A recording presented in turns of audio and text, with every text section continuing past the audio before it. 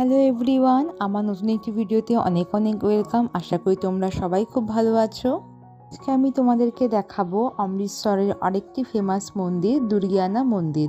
এটি নাম রাখা হয়েছে দেবী দুর্গার নাম অনুসারে। এটি একটি হিন্দু মন্দির। এর স্থাপত্য শৈলী বেশ অনন্য। এটি তৈরি করা হয়েছে অনেকটি গোল্ডেন টেম্পলের অনুসারে। মন্দিরে প্রবেশ করার পূর্বে এখানে খুব সুন্দর একটি বড় সাই বাবার মূর্তিও রয়েছে। মন্দিরের প্রবেশপথে এই দরজার এত সুন্দর কারুকার্য যা আপনার দৃষ্টি আকর্ষণ করবেই করবে। খুব সম্ভবত এটি রূপোর দরজা হতে পারে। মন্দিরটি একটি পবিত্র পুকুরের মাঝে রয়েছে যা সেতু দ্বারা যুক্ত আর খুব সুন্দর মার্বেল পাথর দিয়ে নির্মিত।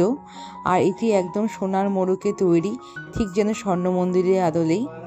এই বড় জলাশয়কে কেন্দ্র করে চারিদিকে পরিক্রমণের ব্যবস্থা রয়েছে। ভক্তেরা এর চারপাশে পরিক্রমণ করতে পারেন। এই মন্দিরটি ১৬০০ শতাব্দীর, আর এই জলাশয়ও কিন্তু সেই তখন থেকেই রয়েছে।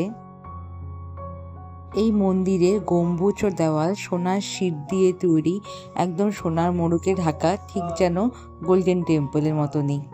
মন্দিরের ভিতরে ফটোগ্রাফি নিষিদ্ধ ছিল, তারপরও দেখলাম যে সবাই তুলছে, তো আমি তুলে নিলাম।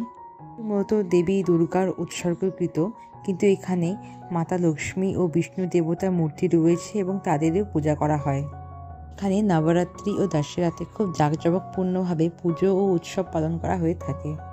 এখানেও ভক্তদের জন্য নিয়মিত আরতি ও পুজো ব্যবস্থা করা হয়, আর এখানেও লঙ্গরখানার কিন্তু ব্যবস্থা রয়েছে। আমরা মন্দিরটি চারপাশ পরিক্রমণ করে পেছনের দিকে চলে যাচ্ছি। চাইলে পুরো পুকুরটারও পরিক্রমণ করা যায়। এইখানে কিন্তু আরও পাশে অনেকগুলো মন্দির রয়েছে, হনুমানজির মন্দির, আরও অনেক ঠাকুরের মন্দির রয়েছে পাশে। একবারে আপনারা সব দর্শন করে নিতে পারবেন এখানে আসলে। আর এই সব মন্দিরগুলো কিন্তু দুপুর 2টো থেকে 3টে অবধি বন্ধ থাকে। ঠাকুরদের ওখানে ভোগ দেওয়া হয় ওই সময়টা। মন্দির পরিক্রমণ করে অমৃতসরের বিখ্যাত অমৃতসরি কুলচা খেয়ে আমরা চলে গেলাম ওয়াঘা বর্ডারের উদ্দেশ্যে। আজকের ভিডিওটি কেমন লাগলো অবশ্যই কমেন্ট করে জানাবে। আজকের মতন এখানেই বিদায়। ভালো থাকবে তোমরা। টাটা।